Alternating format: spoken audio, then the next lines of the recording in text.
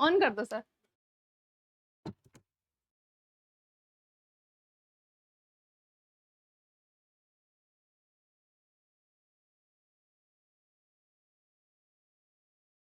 Hello friends, welcome to our YouTube channel. और आज हम करेंगे करंट अफेयर की जो क्लास है उसका आज हमारा सेकंड डे है, उसी को स्टार्ट करेंगे। करंट अफेयर की ये सेकंड क्लास है।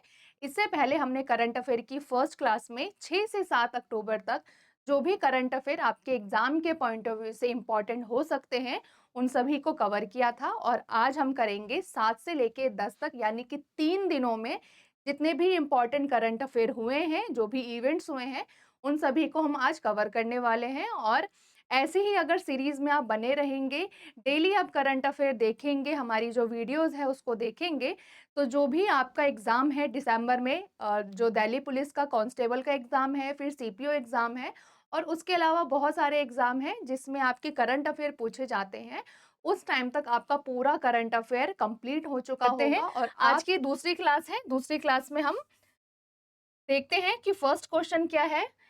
यहाँ पे देखो, who won the 2025 Nobel Prize in physics, यानी कि भौतिकी का, यानी कि फिजिक्स का जो नोबेल प्राइज है 2025 का, वो किसको दिया गया है, यही बताना है।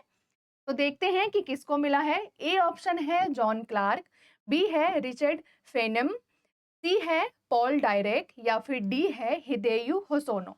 ये चार ऑप्शन है। और भौतिकी का यानी कि फिजिक्स का जो नोबेल प्राइज है 2025 का, वो मिला है डी ऑप्शन, हिदेयू होसोनो को। अब क्यों मिला है, क्या इन्होंने खोज की है, इसके बारे में थोड़ी सी जानकारी ले लेते हैं ताकि हमारी पकड़ और अच्छी बन सके। अब यहाँ पे है 2025 का नोबेल भौतिकी पुरस्कार, यानी कि नोबेल प्राइज इन फिजिक्स हिदेयू होसोनो को मिला है, जो हमने ऑप्शन में देखा। रीजन क्या है, आयरन आधारित सुपर कंडक्टर इसकी खोज की है। अब सुपर कंडक्टर होता क्या है एग्जैक्टली तो उसका मतलब है कि कोई भी जो सुपर कंडक्टर वो सामग्री है जो बिजली को बिना किसी रेजिस्टेंस, यानी कि बिना किसी रुकावट के बढ़ने देती है, प्रवाह होने देती है, तो वही काम होता है सुपर कंडक्टर का, और इन्होंने उसी की खोज की है। अब पहला सुपर कंडक्टिविटी किसने खोजा था 1911 में, हेकी कामले कामर कामरलिंग, सॉरी। अब इससे पहले जो पहला सुपर कंडक्टिविटी है उसकी खोज किसने की थी, इन्होंने इससे पहले भी बहुत सारी खोज हो चुकी है, लेकिन सबसे पहले अगर बात करें, अगर क्वेश्चन आए कि सबसे पहले सुपर कंडक्टिविटी की खोज किसने की है, तो यहाँ पे आंसर होगा 1911 में हीकी कामरलिंग ओन्स ने खोजा था। इस बार जो नोबेल पुरस्कार है वो हिदेयू होसोदो को मिला है, वो भी सुपर कंडक्टिविटी की खोज के लिए। और ये किसका है, आयरन बेस्ड है, इसलिए तो यहाँ पे ये भी याद रखना कि ये आयरन बेस्ड सुपर कंडक्टर है, इसलिए इनको नोबेल प्राइज मिला है। अब सेकंड क्वेश्चन देख लेते हैं। What is the main aim of tobacco free youth campaigning 3.0, यानी कि तंबाकू मुक्त युवा जो अभियान है उसका मेन उद्देश्य क्या है, यही बताना है। तो यहाँ पे ऑप्शन देख लेते हैं। To educate school and colleges student about the harmful effect of तंबाकू and prevent its use. A option है। बी है to promote healthy lifestyle choicing among youth. C है to not regulate the sale and use of tobacco products, ये भी हो सकता है वैसे आंसर, लेकिन डी भी देख लेते हैं एक बार। To raise awareness about the harmful of tobacco free society in village, क्या सिर्फ विलेज में ही इन्होंने ये अभियान चलाया है, नहीं।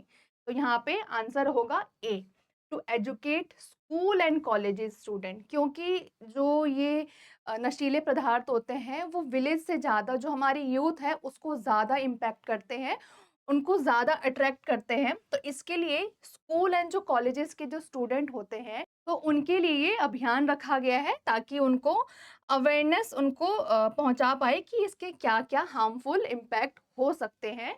ये सभी चीज़ें हैं। अब थोड़ी सी जानकारी ले लेते हैं कि ये अभियान भारत सरकार के स्वास्थ्य और परिवार कल्याण मंत्रालय की ओर से किया गया। इंग्लिश में है, ministry of health and family welfare ने ये अभियान चलाया था, इसके तहत चलाया गया। पर्पस क्या है, स्कूल और कॉलेज के छात्रों को तंबाकू के सेवन से होने वाले नुकसान के बारे में बताना कि अगर आपने ये सेवन किया तो आपको ये बीमारी हो सकती है, आपके स्वास्थ्य के लिए ये हानिकारक है, क्यों आपको इन सब चीज़ों से दूर रहना चाहिए, ये सभी चीज़ों को बताया गया। तो ये अभियान इनके लिए स्कूल और कॉलेज कॉलेज के जो स्टूडेंट होते हैं मेनली, जिनको ज़्यादा ये चीज़ें अट्रैक्ट करती हैं, उनके लिए है।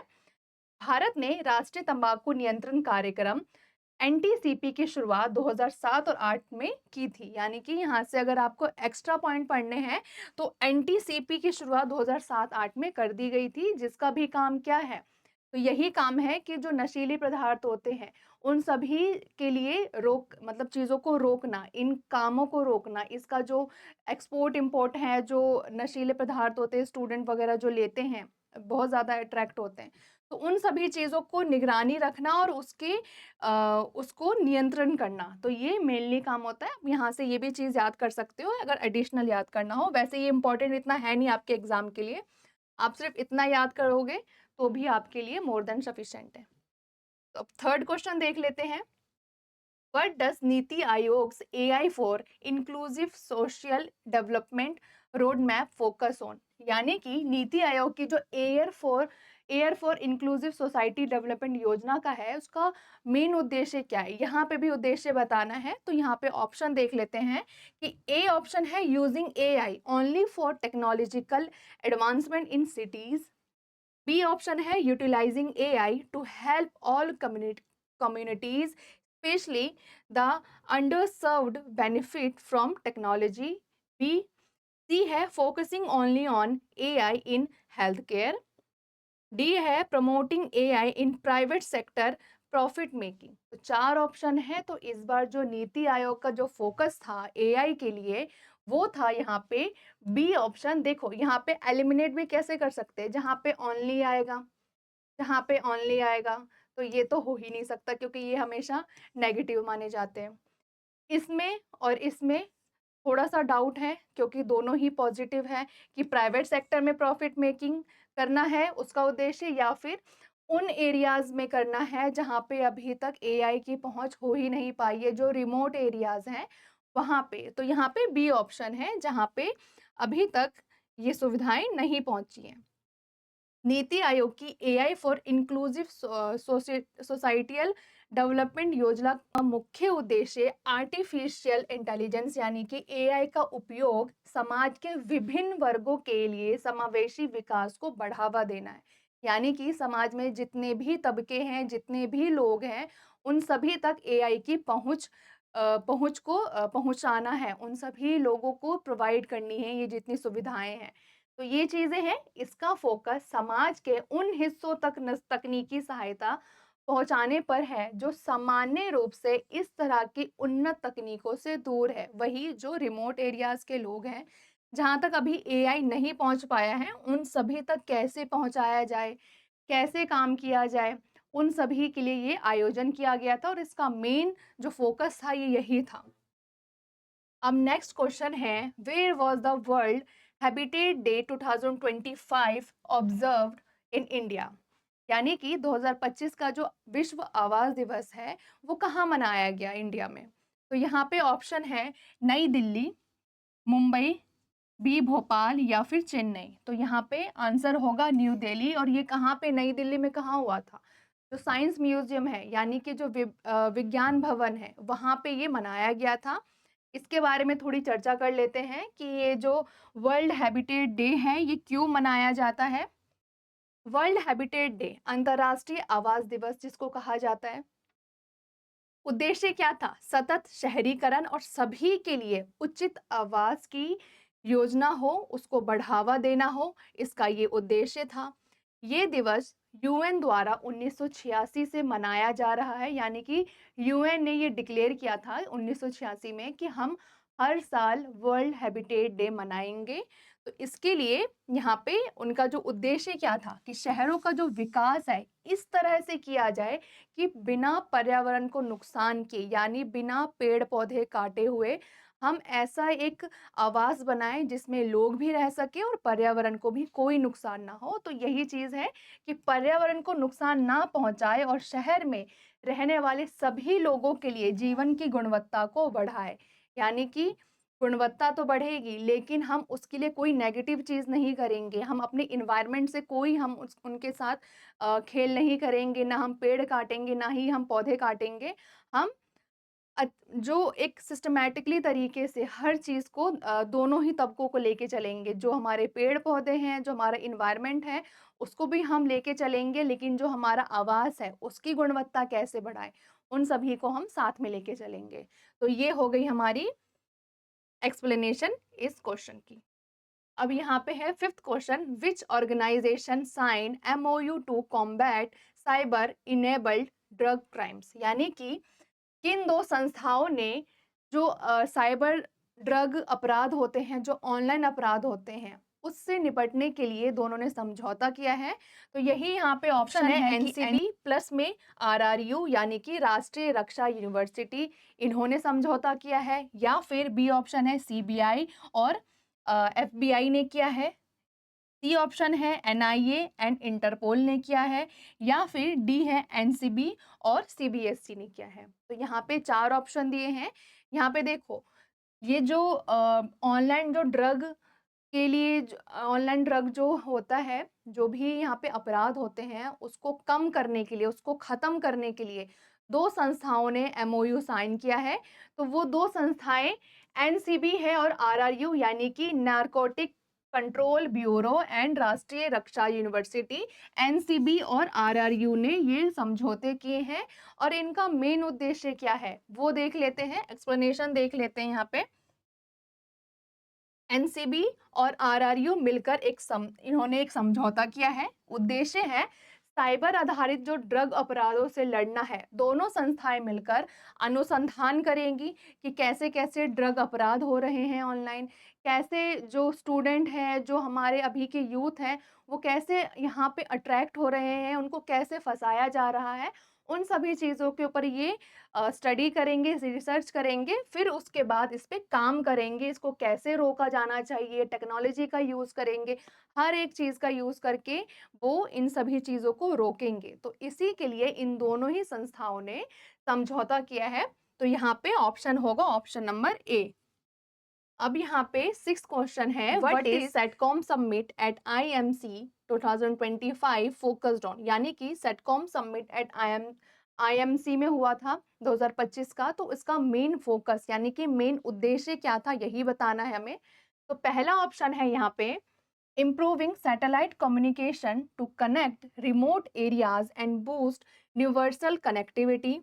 B है promoting the use of only fiber optics network for internet connectivity, focusing solely on 5G technology for urban areas, या फिर increasing the number of mobile towers in rural regions. तो यहाँ पे जो ऑप्शन बी है only, ये तो मैंने आपको बताया था कि ये तो वैसे ही एलिमिनेट हो जाएगा, क्योंकि ओनली का जो भी ऑप्शन होता है वो नेगेटिव माना जाता है। तो यहाँ पे ये ऑप्शन तो होगा ही नहीं। अब देखो 5G तो चल ही रहा है ऑलरेडी, तो ये भी ऑप्शन नहीं है। अब यहाँ पे क्या है कि increasing the number of mobile towers in rural regions, तो ये भी नहीं होगा। आंसर होगा ए, कि improving satellite communication to connect remote areas and boost universal connectivity, वहाँ पे सुविधाएं पहुँचाना जहाँ पे अभी तक नहीं पहुँच पाई हैं, यानी कि जो रूरल है, जो आपका रिमोट एरियाज है, वहाँ पे पहुँचाना। अब इसका उद्देश्य क्या है? सैटेलाइट कम्युनिकेशन के जरिए देश के हर कोने में इंटरनेट और डिजिटल सेवाओं को पहुंचाना है। ऐसे एरियाज जहाँ पे अभी तक ये सभी चीज़ें नहीं पहुंच पाई, ये जो टेक्नोलॉजी है वो नहीं पहुंच पाई है, चाहे वो एआई हो जो हमने अभी क्वेश्चन पढ़ा था, चाहे वो सैटेलाइट हो, इंटरनेट हो, डिजिटल जो चीज़ें हो रही हैं, वो सभी चीज़ें वहाँ पे नहीं हो रही हैं अभी तक। तो उन सभी चीज़ों को वहाँ तक पहुँचाना, उन रिमोट एरियाज में। अब चर्चा की गई कि कैसे उपग्रह यानी कि सैटेलाइट के जरिए दूर दराज के जो इलाकों को जोड़ा जा सकता है, जहां तारों और कनेक्शन की सुविधा नहीं होती। जैसे आप मान के चलो, जो पहाड़ी एरिया है वहां पे तारों को बिछाना या फिर लगाना थोड़ा इम्पॉसिबल है, थोड़ा नहीं बहुत ज़्यादा इम्पॉसिबल है। तो उन सभी एरियाज जो रिमोट एरियाज है वहां पे कैसे ये सभी कनेक्टिविटी की जाए, कैसे उनको जोड़ा जाए, उन सभी के लिए ये सबमिट हुआ था। अब यहाँ पे 7th क्वेश्चन है, what is the purpose of the draft national labour and employment policy 2025, यानी कि राष्ट्रीय श्रम और रोजगार नीति 2025 का उद्देश्य क्या था। तो यहाँ पे ऑप्शन है, to regulate the number of industry in urban areas, to improve the overall qualities of employment, ensure worker rights and create a more inclusive labor market, to promote only part time employment opportunities, या फिर D है, to eliminate the use of technology in the workforce। तो देखो D option तो होगा ही नहीं, क्योंकि जमाना किसका है, टेक्नोलॉजी का है, तो वहाँ पे ना यूज करने का कोई सवाल ही पैदा नहीं होता, क्योंकि जहाँ पे सारी ही कंट्री टेक्नोलॉजी का यूज कर रही है, तो यहाँ पे टेक्नोलॉजी का ना यूज करने का कोई तुक बनता ही नहीं है। तो ये डी एलिमिनेट हो गया। सी में फिर से वही ओनली आ गया, तो ये भी नहीं होगा हमारा। 2 ऑप्शन एलिमिनेट हो गए। अब यहाँ पे हमारे ऑप्शन बच गए, जिसमें से इसका आंसर है, जो अभी राष्ट्रीय श्रम और रोजगार की जो मीटिंग हुई थी, उसका जो उद्देश्य था वो है B, to improve the overall qualities of employment, ensure करना कि उनका जो वर्क राइट्स है क्या है, इंक्लूसिव लेबर मार्केट होना, सभी के साथ जो भेदभाव होता है उसको कैसे कम किया जाना चाहिए, उनके राइट्स क्या हैं, उनको कैसे बताएं कि आपके ये राइट्स हैं, उनके साथ अच्छे से पेश आना, उनको आदर देना, उनकी रिस्पेक्ट करना, उनकी जॉब की रिस्पेक्ट करना, ये सभी चीज़ें इसका उद्देश्य था।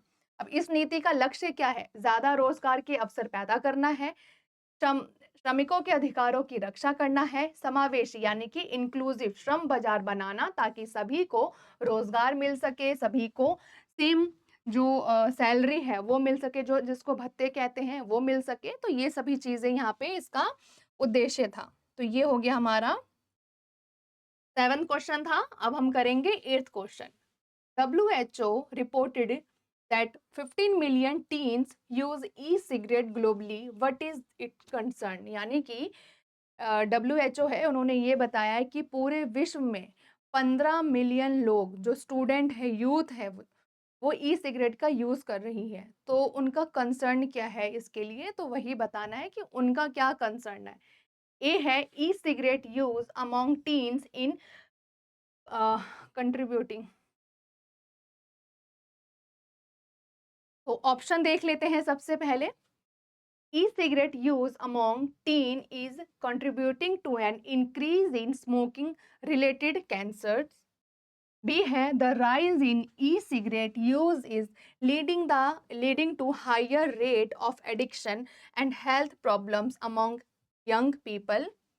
C ऑप्शन है, e-cigarette are more affordable than traditional cigarettes, encouraging youth to start smoking। ये तो जाहिर सी बात है गलती है, ये तो नेगेटिव पॉइंट है, पहले में एलिमिनेट कर दो इसको।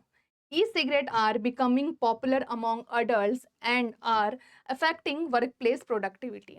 तो यहाँ पे ऑप्शन है, जो WHO है उन्होंने कंसर्न दिखाया है कि बी ऑप्शन, की इसका जो राइज है, यानी कि ये जो बढ़ रहा है ई सिगरेट किसके बीच में, जो यूथ के बीच में, तो ये कंसर्न है उनके हेल्थ को लेके, कि कैसे वो ट्रैक कर रही है यूथ को, और उसके वजह से जो हमारे यूथ हैं वो कितने अफेक्ट हो रहे हैं उन सभी जो नेगेटिव चीज़ों से, उनको एक लत लग रही है, और धीरे धीरे अगर ऐसा ही रहा तो उनको बहुत सारी बीमारियों का सामना करना पड़ेगा। तो यही सब चीज़ें हैं कि वो एडिक्ट हो रहे हैं, उनको एडिक्शन हो रहा है, और ये उनके हेल्थ प्रॉब्लम होगी, उनको बीमारियां होंगी। तो ये सभी चीज़ों के ऊपर उन्होंने कंसर्न दिखाया है। अब यहाँ पे देखते हैं, WHO ने बताया कि 15 मिलियन युवा दुनिया भर में ई सिगरेट का इस्तेमाल करते हैं। तो मुख्य चिंता का कारण क्या है, क्यों होगा चिंता, हमें क्यों होगी इन सभी चीज़ों के लिए? चिंता होगी इसलिए कि स्वास्थ्य के लिए खतरनाक है, ऑब्वियसली बात है, जो नशीली पदार्थ होते हैं वो हमारे स्वास्थ्य के लिए बहुत हानिकारक होते हैं। तो इससे नशे की आदतें, स्वास्थ्य समस्याएं बढ़ सकती हैं, जैसे कि श्वसन यानी कि रेस्पिरेटरी और दिल से जुड़ी बीमारियां हमारे यूथ को हो सकती हैं, जो कि अभी अट्रैक्ट हो रहे हैं इन सभी चीज़ों से, तो उनको ये बीमारियां हो सकती है। ई सिगरेट में निकोटीन होता है, जो नशे का कारण बनता है, और धीरे धीरे ये नशे की लत लगा सकती है, और यही जो निकोटीन होता है वही धीरे-धीरे अगर आप सेवन करोगे इस चीज़ का, तो आपको ये धीरे-धीरे हैबिट कर देगी, हैबिट बना देगी आपके अंदर, आप फिर इसके बिना रह ही नहीं सकते।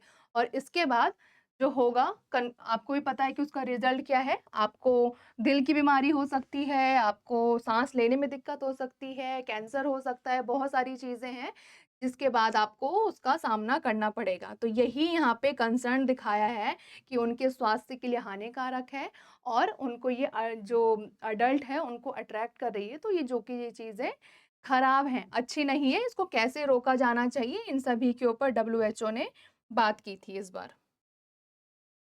अब है 9th question, what did CCEA approve worth rupee 24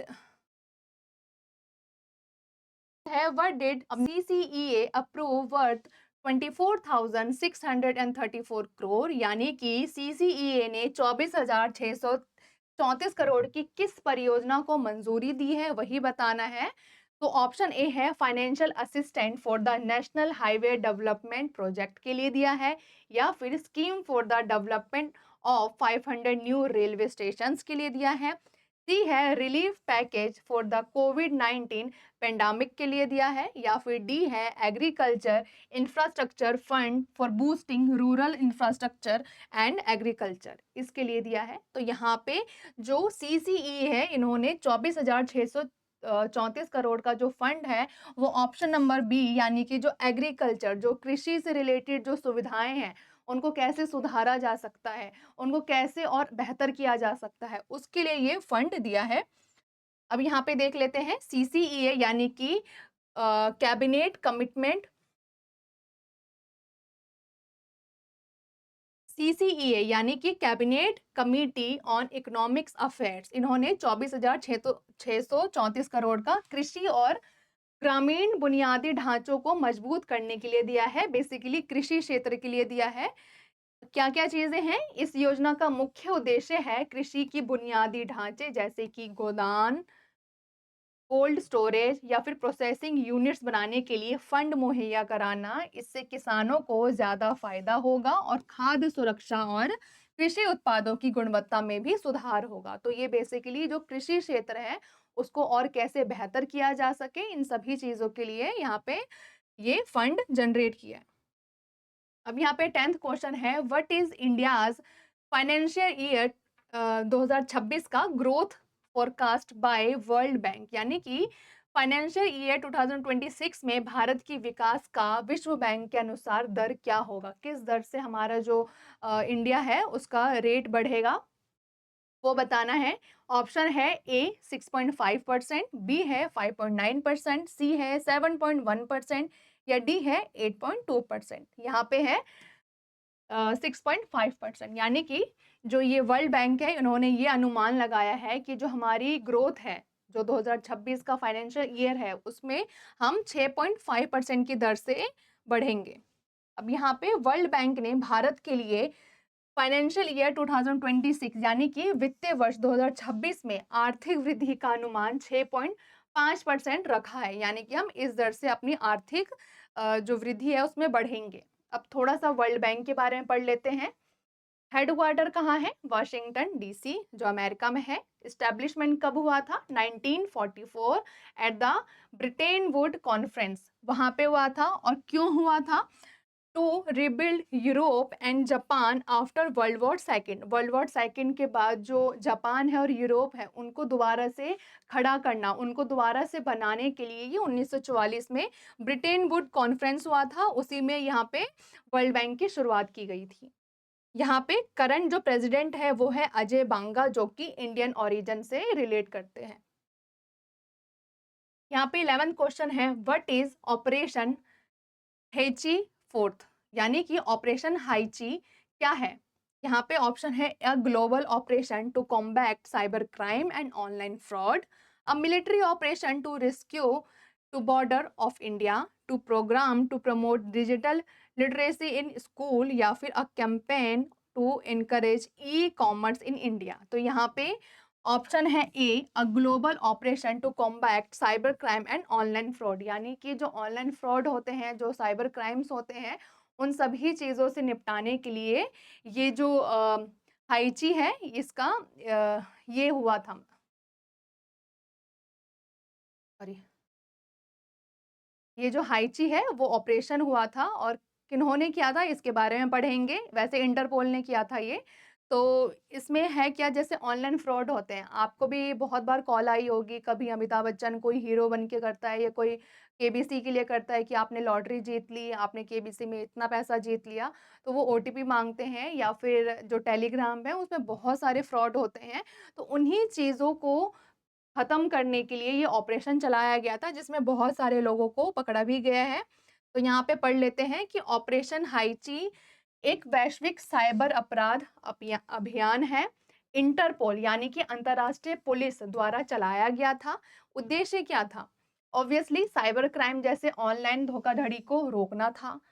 operation में 40 देशों ने भाग लिया जिसमें से भारत ने भी हिस्सा लिया था। अब भारत में क्या हुआ है, जो भारत में सीबीआई है यानी कि केंद्रीय जांच ब्यूरो, उन्होंने 8 अपराधियों को गिरफ्तार किया। यानी कि हमारे जो इंडिया है उसमें भी बहुत सारे लोग एक्टिव हैं इन सभी चीज़ों में, जो धोखाधड़ी करते हैं, जो आपको फंसाते हैं, आपसे पैसे ले लेते हैं और फिर आप सभी के साथ फ्रॉड हो जाता है। तो उन्होंने भी, जो सीबीआई है, उन्होंने 8 लोगों को पकड़ा है इस केस में, इसी अभियान के तहत। तो यहाँ पे हाइची है वो इंटरपोल ने चलाया था लेकिन इंडिया ने भी भाग लिया है। तो यहाँ पे इम्पोर्टेंट है सिर्फ इंटरपोल के द्वारा ये हाइची ऑपरेशन चलाया गया है। 12th क्वेश्चन है, India celebrated which anniversary of air force day in 2025? यानी कि वायुसेना दिवस है 90th था, 91st था, 92nd है या फिर 93rd है।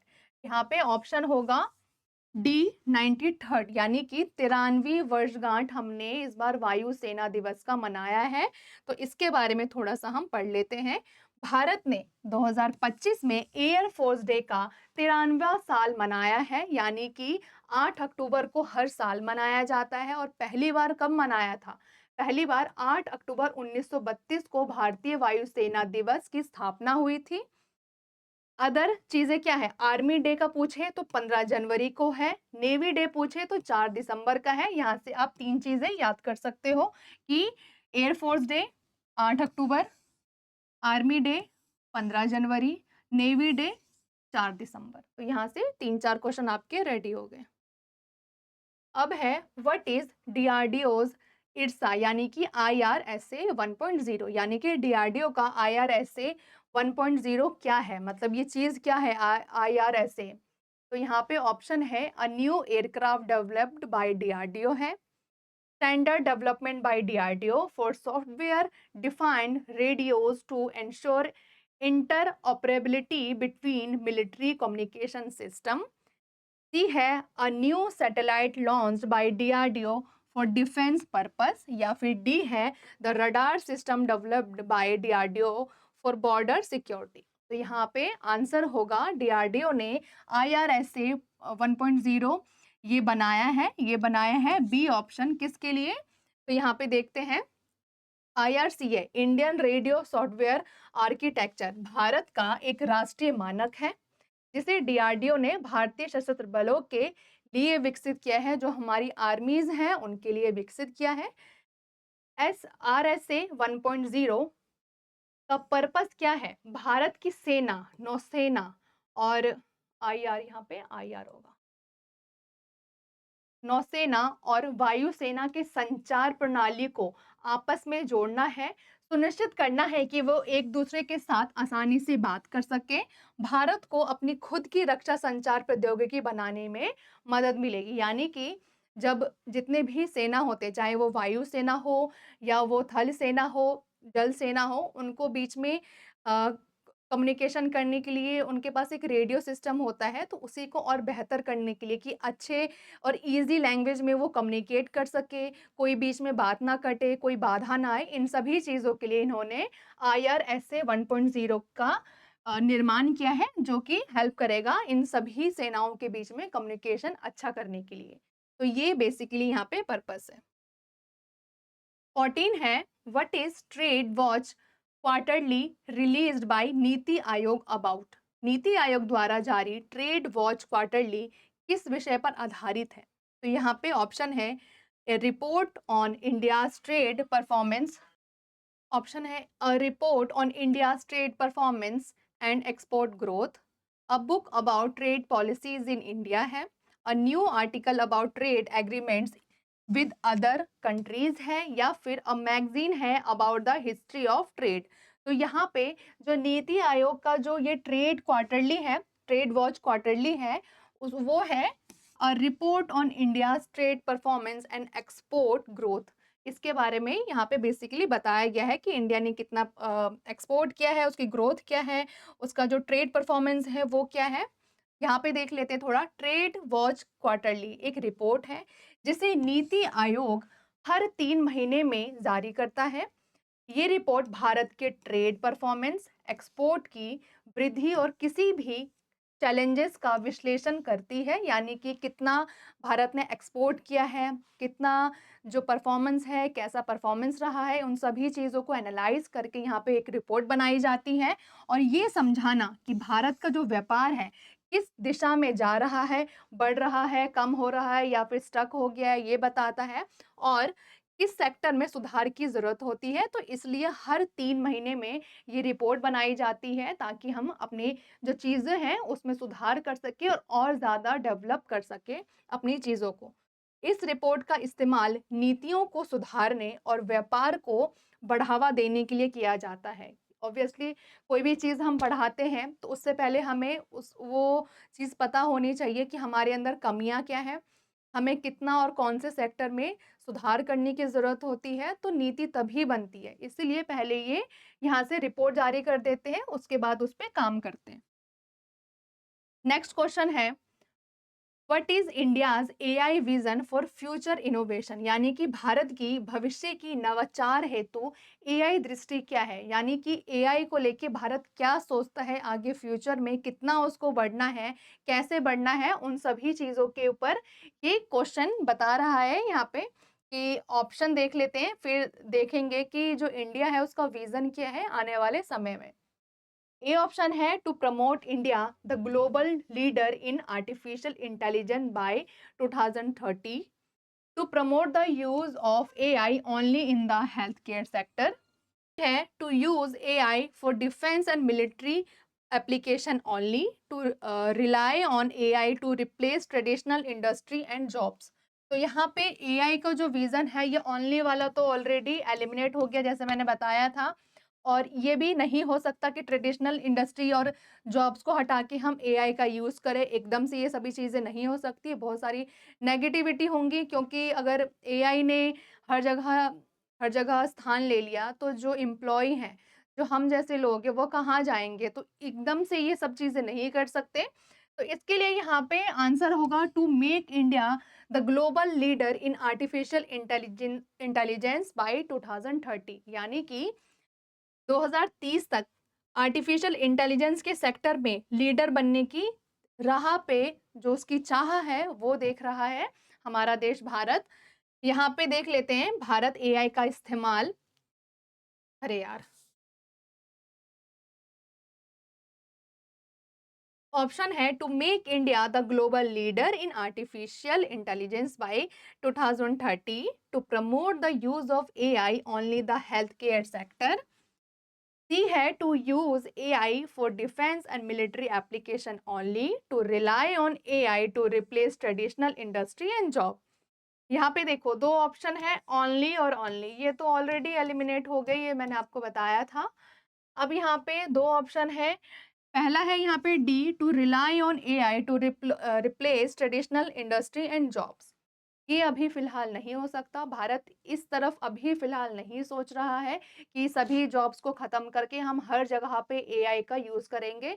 ये अभी इतना इम्पॉसिबल है, चीज़ें पॉसिबल नहीं है, अभी इम्पॉसिबल है भारत के लिए। और इतनी जल्दी वो सभी अगर हर जगह एआई यूज़ हो जाएगा, तो जो हम जैसे लोग हैं वो कहाँ जाएँगे, हमारी जॉब का क्या है? तो इसके लिए ये एक नेगेटिव चीज़ हो जाती है, तो ये भी ऑप्शन नहीं होगा। आंसर है to make India the global leader to artificial intelligence by 2030, यानी कि 2030 तक इंडिया क्या देख रहा है, इंडिया का जो सपना है वो है कि ग्लोबल यानी कि वैश्विक स्तर पर एआई का लीडर बनना, वहां पे अपने आप को सबसे आगे करना। एक्सप्लेनेशन देख लेते हैं। भारत एआई का इस्तेमाल अपनी आर्थिक वृद्धि, स्वास्थ्य, शिक्षा और कृषि जैसे क्षेत्रों में सुधार लाने के लिए करेगा, यानी कि हर एक क्षेत्र में सुधार लाने के लिए एआई का यूज किया जाएगा। इसका मुख्य लक्ष्य क्या है? भारत एआई में अग्रणी बनकर दुनिया भर में नई तकनीकी और इनोवेशन लाएगा। भारत का एआई विजन आने वाले समय में तकनीकी क्षेत्र में दुनिया में सबसे आगे रहना है। तो ये है सपना कि 2030 तक हम सभी देशों में सबसे आगे रहे एआई के मामले में। तो ये हो गए हमारा 15 का आंसर और एक्सप्लेनेशन। तो आज की वीडियो में इतना ही। हमने 15 क्वेश्चन किए, इसका हमने एक्सप्लेनेशन देखा। अगर आपको क्लास अच्छी लगी, आप कमेंट सेक्शन में बता सकते हैं। हम ऐसे ही हर दिन जो हमारे करंट अफेयर होंगे, जो हमारे एग्ज़ाम के लिए इम्पॉर्टेंट होंगे, बहुत सारे एग्ज़ाम हैं, सीपीओ है, फिर कांस्टेबल एग्ज़ाम है, उसके बाद आपके डीडीए का एग्ज़ाम है। तो आप सभी अपनी तैयारी करते रहिए, अच्छे से पढ़ते रहिए। कमेंट सेक्शन में आप हमें बता सकते हैं कि आपको क्लास कैसी लगी, कोई सजेशन देना चाहते हैं, वो भी दे सकते हैं। फिलहाल आज की वीडियो में इतना ही, मिलते हैं एक और नई वीडियो में, तब तक के लिए थैंक यू सो मच।